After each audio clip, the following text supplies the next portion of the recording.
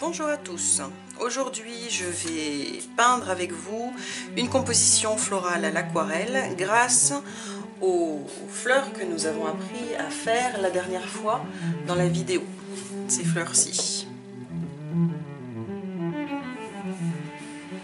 Alors, au niveau du matériel, j'ai différentes tailles de pinceaux de chez Craftamo. Ce sont des pinceaux ronds avec un gros ventre qui permet une bonne rétention d'eau. Donc je ne sais pas exactement quelle taille je vais utiliser. Là j'ai un 8, un 10, un 6 et un 2. On verra bien ce qui va me servir. J'ai mes deux pots d'eau, un pour les couleurs chaudes, un pour les couleurs froides.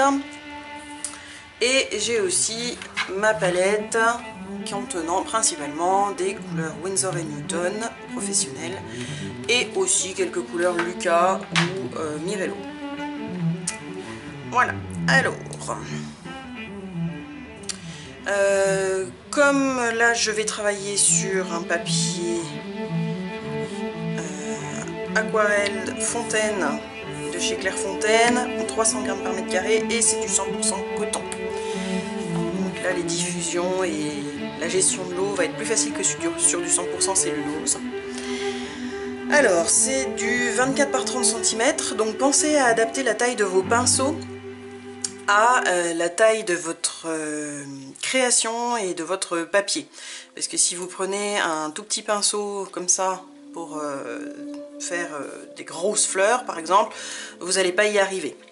Prenez tout de suite plutôt un 8 ou un 10, ça sera beaucoup plus simple pour travailler, pour pouvoir tout de suite faire des beaux pétales, des beaux cœurs, et il sera toujours temps de revenir après avec un petit pinceau, faire les détails que vous souhaiterez, ou alors faire des petites tiges, ça sera beaucoup plus simple. Alors justement, tiens, on va prendre le 10. Comment est-ce qu'on va faire? Alors on va peut-être bien mettre une pivoine par là, et puis peut-être une rose, et puis une autre fleur un peu plus ouverte. Alors ce qui va bien pour les compositions florales, c'est des nombres impairs en fait. Des nombres impairs de grosses fleurs, on va dire. Les petites fleurs, après, vous pouvez en rajouter autant que vous voulez, mais un nombre impair de grosses fleurs, ça va bien. Alors qu'un nombre pair, ça devient très vite symétrique, en fait, et c'est pas très agréable à l'œil.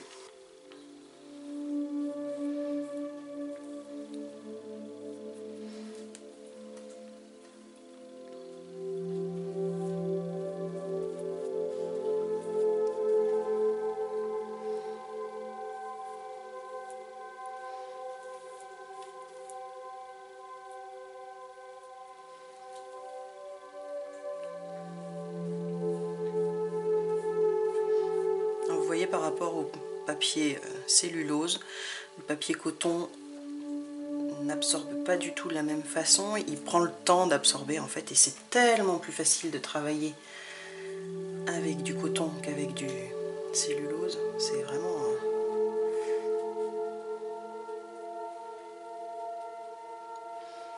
on vient un petit peu foncer. Vous voyez, les diffusions se font simplement avec du papier coton, tout simplement.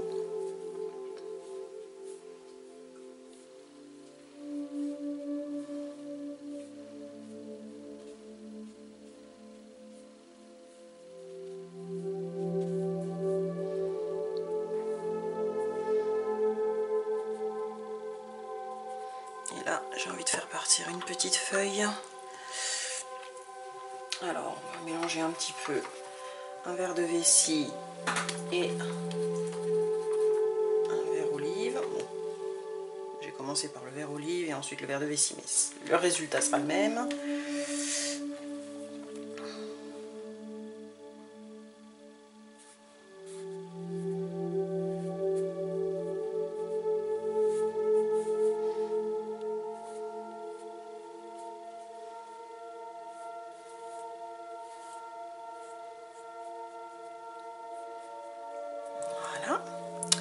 Ensuite,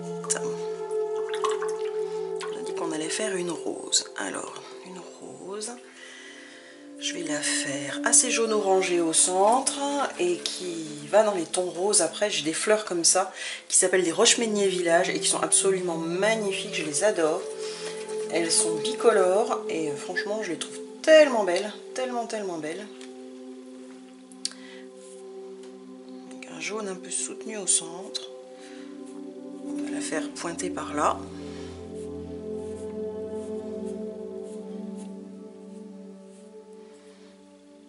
D'eau pour venir un petit peu atténuer ce jaune.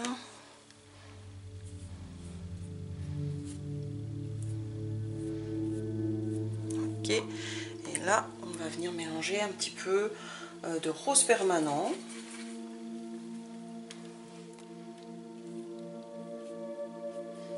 Un peu d'eau pour pas que ça soit trop foncé. Vous voyez, avec le coton, les fusions se font magnifiquement. Ça vient fusionner un peu avec la feuille à côté, mais c'est pas grave. Comme mon jaune, je le trouve un peu trop pétant, on va un peu trop flashy.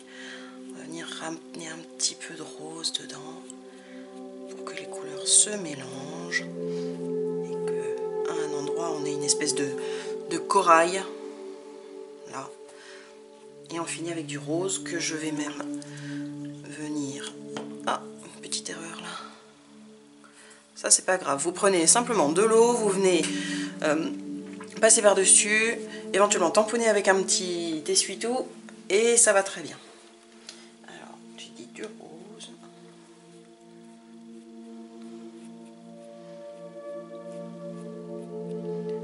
Voilà.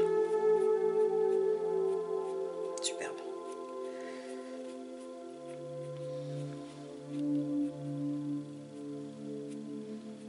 Et on laisse fusionner comme ça. On n'y touche pas. Et puis après j'ai dit qu'on allait faire une grosse fleur ici avec des pétales bien ouverts, comme j'avais fait ma fleur jaune dans la précédente vidéo. Alors.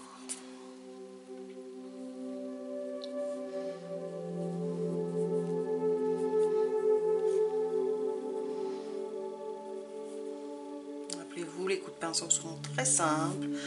On pose, on tire et on soulève. Rien de bien compliqué. On vérifie qu'on a bien de l'eau partout.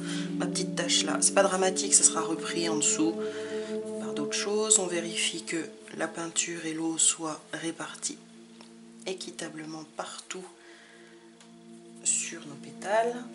On va reprendre du pigment.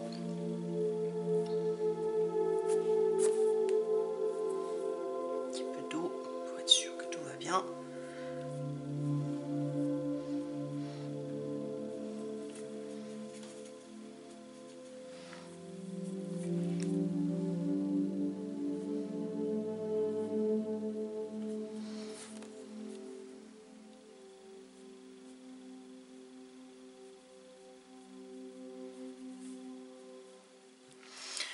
Là, on va la laisser comme ça, j'aime bien sa forme. Et puis là, on va aller chercher un petit peu d'orange transparent pur.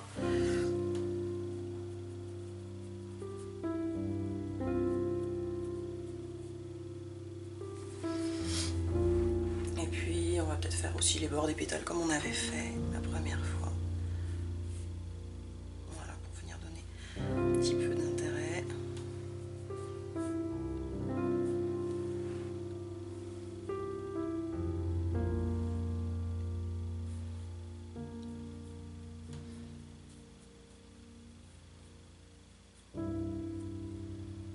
Après, c'est vraiment vous qui décidez.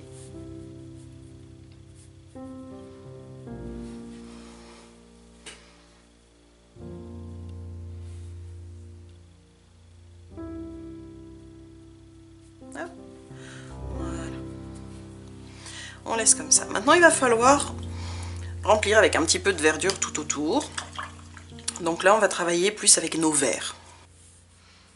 On peut faire des grosses fleurs, des grosses feuilles, pardon, excusez-moi.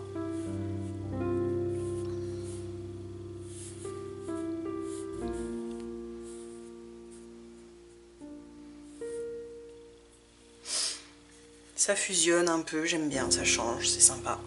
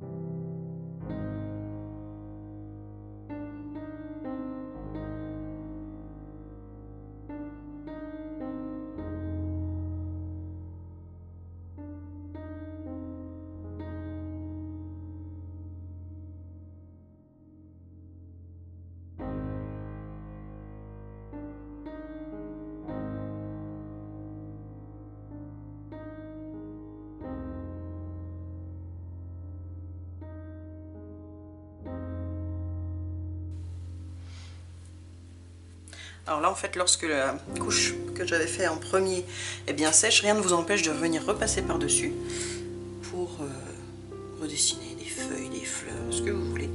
Ça va apporter un intérêt supplémentaire à votre travail.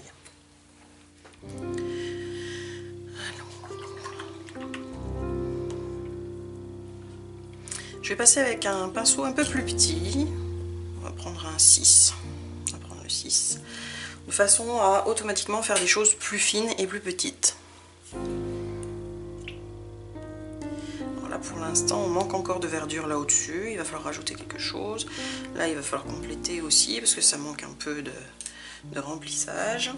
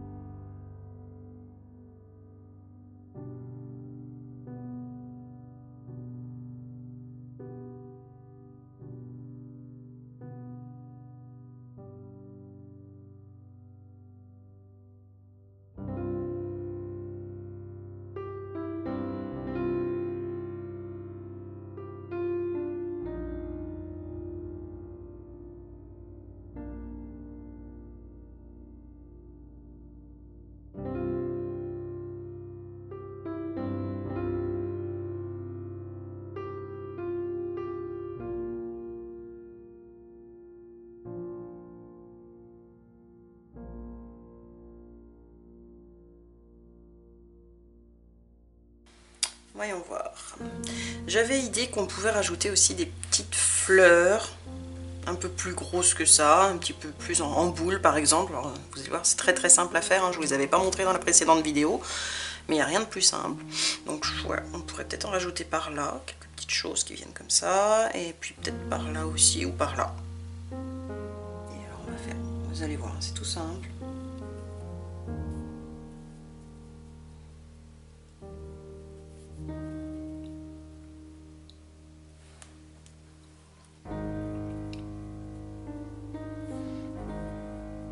Fait des petits cercles comme ça tout simplement. On pense à laisser un petit peu de blanc dedans. Je veux pas qu'il y ait trop d'eau parce que ce que je vais faire après c'est que je vais venir rajouter une petite tige.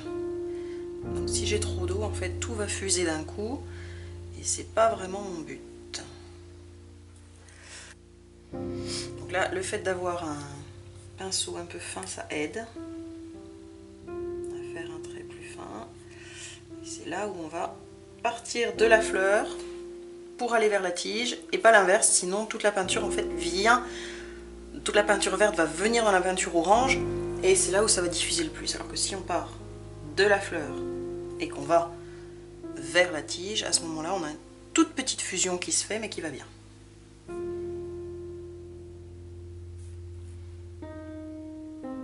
Vous n'êtes pas obligé après de rejoindre systématiquement la tige principale, si on peut appeler ça comme ça.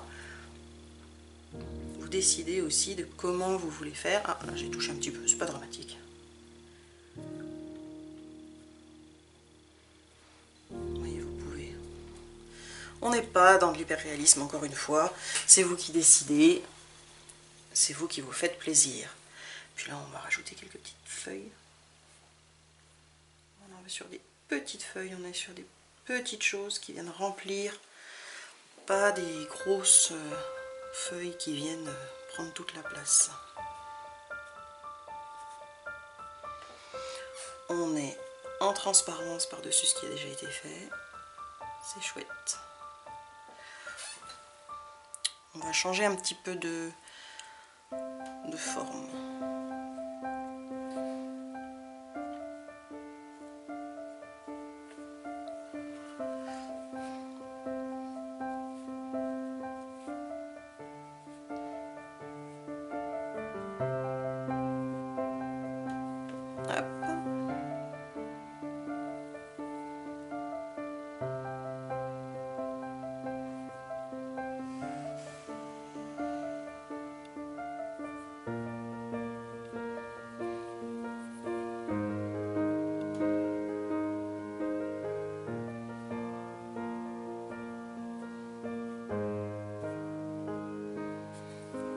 Alors là, j'ai un peu trop touché dans mon violet, je ne veux pas de ça.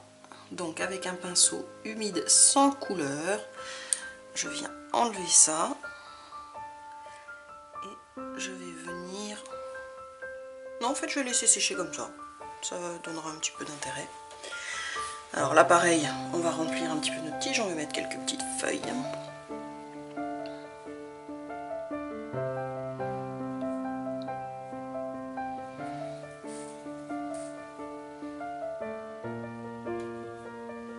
Notre jaune en dessous est sec, donc on peut passer dessus sans risque de le modifier ou de tout abîmer.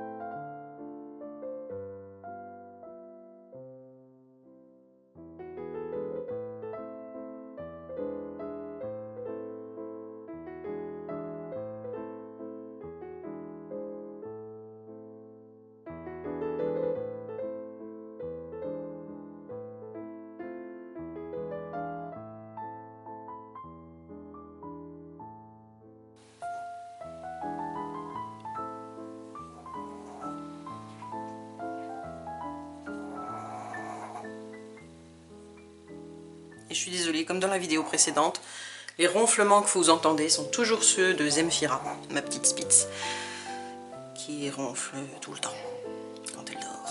C'est terrible, mais c'est comme ça que je l'aime.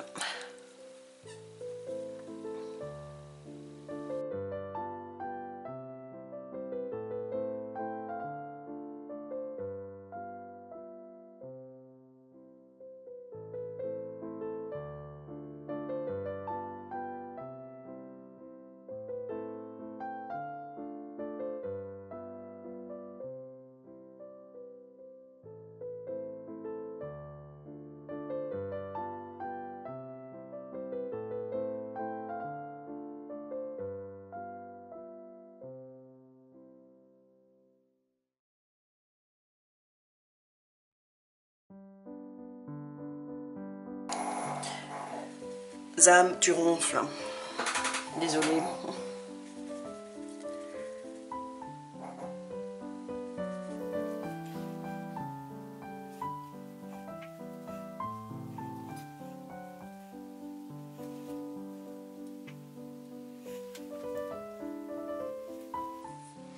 Alors là vous voyez j'ai 4 petites tiges avec des petites fleurs en fait. Et je trouve qu'il en manque une, donc je vais en refaire une par là.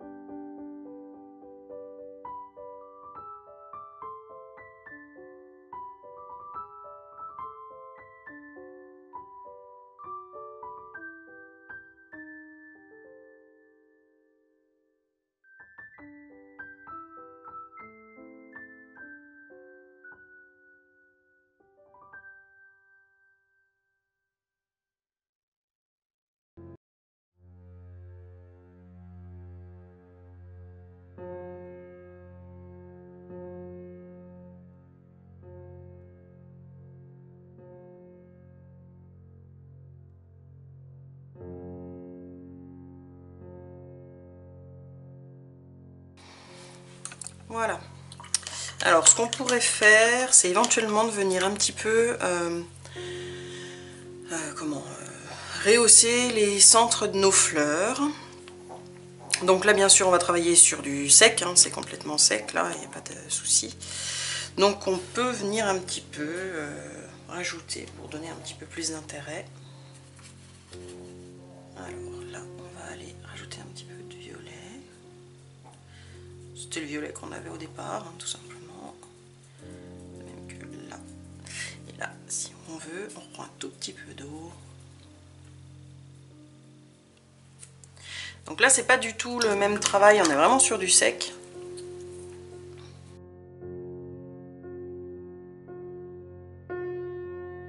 Alors, désolé, j'ai eu un petit souci de batterie. Donc j'ai terminé la pivoine avec un pinceau avec très peu de peinture, voire presque sans peinture. Je suis venue étirer la peinture plus foncée que j'avais mise là au pied de la pivoine et je suis venue l'étirer en quelques traits comme ça.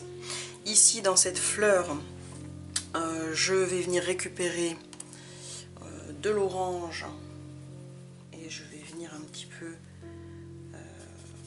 rajouter quelques petits traits pour faire comme s'il y avait des nervures. Donc je vais le faire de façon assez légère. Donc je rince un peu mon pinceau et ensuite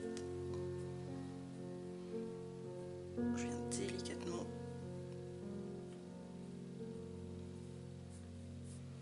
toucher. Là encore, vous décidez si vous le souhaitez ou pas. Je vais venir foncer encore un petit peu le centre de ma fleur. Rappelez-vous toujours que l'aquarelle sèche toujours plus clair que vous ne l'avez déposé. Donc, quand ça va sécher, ça va s'éclaircir. Et puis enfin, le centre de ma rose, je vais venir le remettre un petit peu plus jaune, un petit peu plus vivant encore. Même si j'aime déjà beaucoup les fusions qui se sont faites entre le rose et le jaune, là, qui nous donnent de magnifiques couleurs.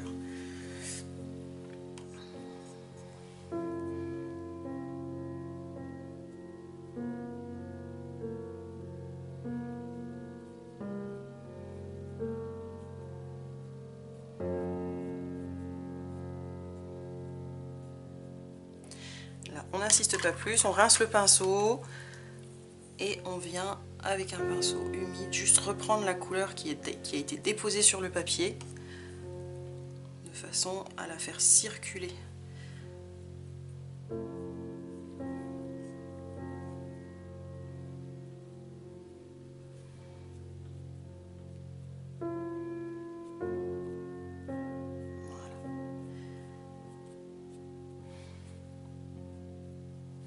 et on laisse sécher. Merci beaucoup d'avoir regardé cette vidéo. N'hésitez pas à me faire part de vos impressions sur cette vidéo dans les commentaires et abonnez-vous vite à ma chaîne si ce n'est pas déjà fait afin de ne rien manquer. À bientôt! Je vous présente Zemfira, la responsable des ronflements que vous entendez dans les vidéos.